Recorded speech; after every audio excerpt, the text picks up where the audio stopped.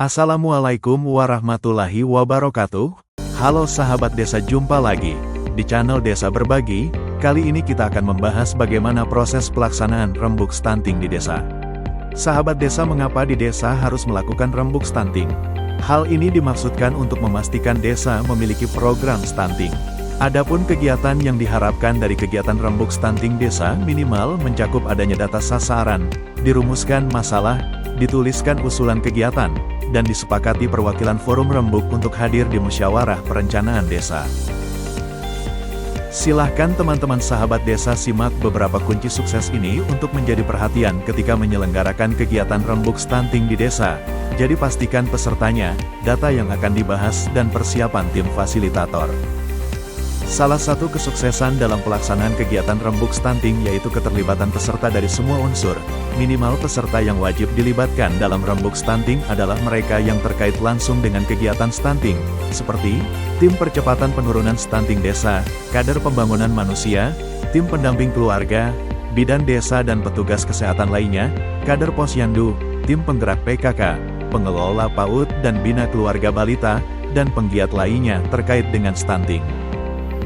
Terkait penyelenggara kegiatan rembuk stunting idealnya dilakukan oleh TPPS desa, yaitu tim percepatan penurunan stunting. Jika di desa belum membentuk TPPS, dapat diselenggarakan oleh RDS atau kelembagaan yang ditunjuk oleh pemerintahan desa. Untuk fasilitasi dapat dilakukan oleh kader pembangunan manusia dan atau tim pendamping keluarga. Kemudian pendamping lokal desa dan pendamping desa kiranya dapat memberikan bimbingan mulai dari persiapan hingga pasca rembuk.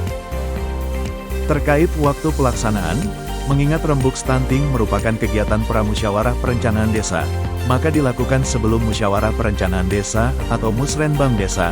Pertemuan rembuk dapat dilakukan sekali atau beberapa kali sesuai kebutuhan. Agar kegiatan rembuk stunting berjalan efektif, silahkan sahabat desa agendakan proses rembuk secara berurutan seperti 1. Penjelasan tujuan, hasil, dan proses rembuk. 2. Konsolidasi data. 3. Diskusi penyebab terjadinya kasus stunting.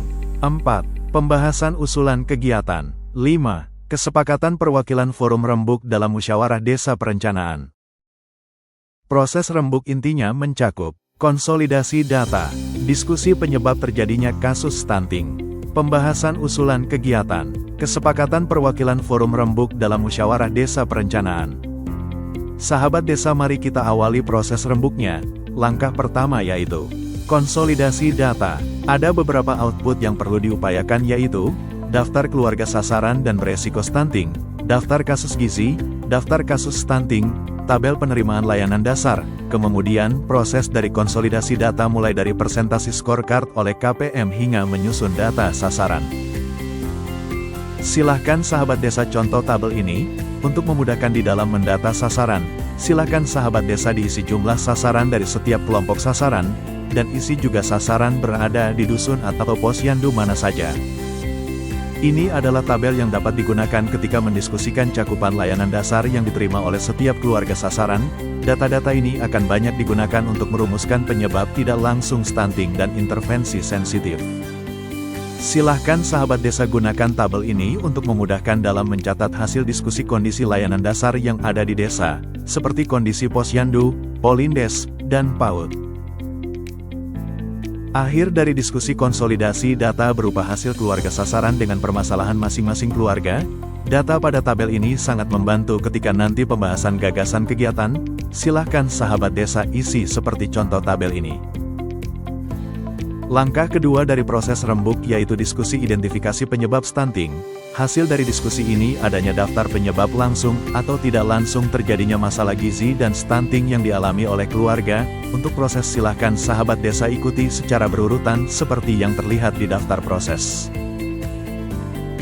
Diskusi penyebab stunting mencakup identifikasi penyebab langsung dan penyebab tidak langsung. Silakan sahabat desa gunakan pertanyaan penyebab langsung dan penyebab tidak langsung untuk memandu dalam diskusi kelompok.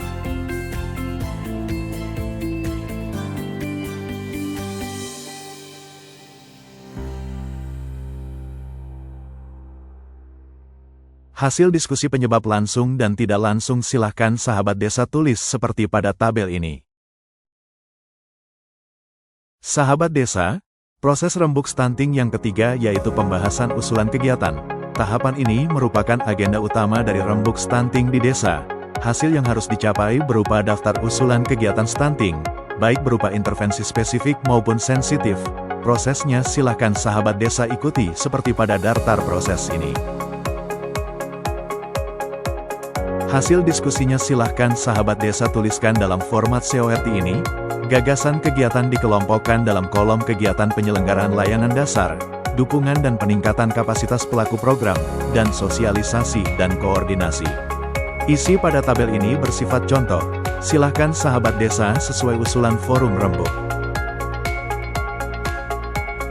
Agenda terakhir dari rembuk stunting yaitu kesepakatan peserta yang diutus ikut dalam musyawarah desa perencanaan atau musrenbang desa. Tugas dari peserta yang ditunjuk adalah mempresentasikan hasil diskusi dan usulan kegiatan program stunting, serta meyakinkan forum untuk menyepakati rancangan usulan kegiatan program stunting. Untuk itu sahabat desa personil yang ditunjuk perlu memenuhi beberapa persyaratan seperti pada daftar ini. Seluruh proses rembuk stunting di desa sudah kita bahas, kiranya ini dapat membantu sahabat desa, pendamping desa dan KPM desa di dalam memfasilitasi kegiatan yang strategis ini. Terima kasih sahabat desa, kiranya tetap semangat untuk terus belajar. Assalamualaikum warahmatullahi wabarakatuh, salam pemberdayaan desa.